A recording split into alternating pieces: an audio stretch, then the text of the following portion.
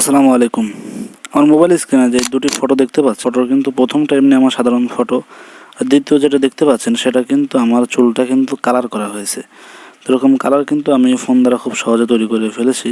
তো আপনিও চাইলে কিন্তু এরকম ফটো তো আপনি খুব সহজে তৈরি করতে পারবেন, আপনার চুলটাকে কিন্তু কালার করতে পারবেন।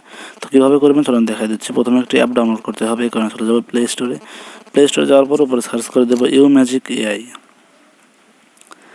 ম্যাজিক এআই লিখে সার্চ করলে একটি অ্যাপ চলে আসবে। অ্যাপটি ইনস্টল করে নেবেন। ইনস্টলে ক্লিক দিয়ে ইনস্টলে ক্লিক দিলে কিন্তু ইনস্টল হওয়া শুরু করে দিবে। তারপর দেখতে পাচ্ছেন ইনস্টল কিন্তু হয়ে গেছে। তারপর ওপেন একটা ক্লিক দিয়ে দিবেন।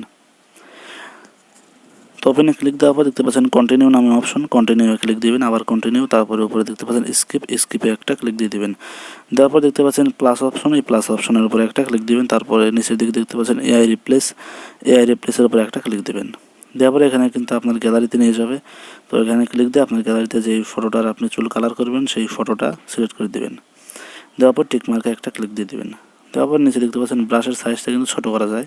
তো আপনি ব্রাশের সাইজটা ছোটো করে নিয়ে আপনি যতটুকু চুল কালার করবেন ততটুকু আপনি এখান থেকে সিলেক্ট করে দেবেন। তো আমি যতটুকু কালার করবো ততটুকু এখান থেকে সিলেক্ট করে দিচ্ছি। দেওয়ার পর টিক মার্কে ক্লিক দেওয়ার পর এখানে লিখে দেবো বয়েজ হেয়ার স্টাইল। এটা লেখার পর নিচে জেনারেট অপশন, এটার উপরে ক্লিক দিলে কিন্তু অল্প কিছুক্ষণের ভিতরে দেখতে পাবেন যে আমাদের কিন্তু রেজাল্টটা চলে আসছে। তো দেখতে পাচ্ছেন এখানে কিন্তু রেজাল্টটা চলে আসছে, আমাদের চুলটা কিন্তু কালার হয়ে গেছে। তো আমরা যদি এটাকে বড় করে দেখি তাহলে দেখতে পাচ্ছেন আমাদের চুলটা কিন্তু সামনে কিন্তু এরকম ছিল না, কালার করা কিন্তু হয়ে গেছে আমাদের চুল। নিচে আরও তিনটা অপশন রয়েছে, এই তিনটা কিন্তু যারা প্রো ব্যবহার করবে অ্যাপটা তাদের জন্য, কিন্তু আমরা যেহেতু প্রো না, নর্মাল একটা অ্যাপ, এই কারণে আমাদের জন্য এটা হবে না। তাও ডাউনলোড করার জন্য দেখতে পাচ্ছেন ডাউনলোড অপশনে ক্লিক দিলে ডাউনলোড হয়ে যাবে। তাহলে যদি আমাদের গ্যালারি থেকে দেখি তাহলে দেখতে পাচ্ছেন কিন্তু নিচে কর্নারে কিন্তু একটা লোগো রয়ে গেছে।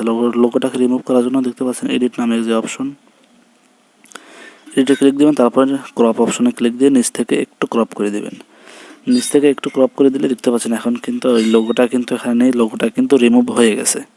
তো অনেক সুন্দরভাবে কিন্তু রিমুভ হয়ে গেছে। তো আপনি চাইলে কিন্তু আপনার চুল আরও বিভিন্ন রকম কালার করতে পারবেন। তো আজকের ভিডিওটা পর্যন্তই ছিল। ভালো লাগলে লাইক করবেন এবং চ্যানেলটি সাবস্ক্রাইব করবেন। ধন্যবাদ।